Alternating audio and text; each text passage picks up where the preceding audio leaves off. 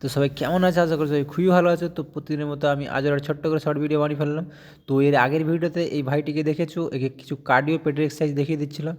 তো দ্বিতীয় ভিডিওতে ভাইটিকে নিয়ে করার কারণ হচ্ছে যে খালি শুধু পেটের এক্সারসাইজ বা কার্ডিও করলেই হবে না, তার সাথে মাসল ট্রেনিংও কিন্তু করতে হবে।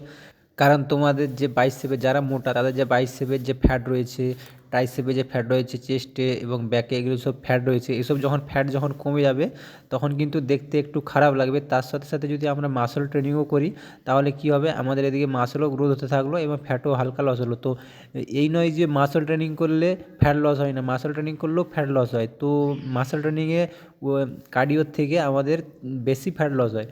তো তার জন্য ভাইটিকে আজকে স্টার্টিংয়ে আমি চেস্ট এবং ট্রাইসেপ ওয়ার্কআউট করিয়ে দিলাম। তো চেস্টের প্রথমে বারবেল দিয়ে করাচ্ছিলাম, এমনি খালি রড দিয়ে, কারণ প্রথমে কন্ট্রোলটাই মেন, তাই খালি রড দিয়ে করাচ্ছিলাম। তো তো তারপরে মিডিল চেস্টের জন্য ডাম্বেল দিয়ে করালাম, ডাম্বেল প্রেস।